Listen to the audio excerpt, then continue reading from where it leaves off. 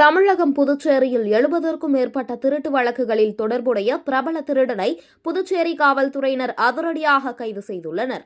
புதுச்சேரி கரிகாலம்பாக்கம் மாணிக்கவாசகர் நகரை சேர்ந்தவர் சந்திரா.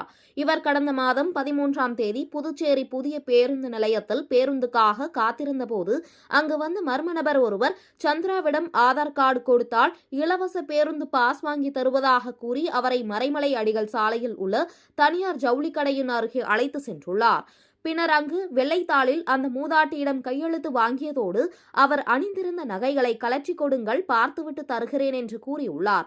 இதனை நம்பிய சந்திராவும் தான் அணிந்திருந்த 4 பவுன் செயின், அரை பவுன் மோதிரம் ஆகியவற்றை கலற்றி கொடுக்க அதை வாங்கிக் கொண்டு அந்த மர்ம நபர் அங்கிருந்து தப்பி சென்றுள்ளார். பின்னர் இதுகுறித்து சந்திரா உருளையன்பேட்டை காவல் நிலையத்தில் அளித்த புகாரின் பேரில் காவல்துறையினர் வழக்கு பதிவு செய்து குற்றவாளியை தேடி வந்துள்ளனர். பின்னர் அந்த நபர் திருநெல்வேலியை சேர்ந்த சித்திரவேலு என்பது தெரிய வந்தது. இதனையடுத்து அந்த நபரை காவல்துறையினர் கைது செய்து புதுச்சேரி நீதிமன்றத்தில் ஆஜர்படுத்தி சிறையில் அடைத்தனர்.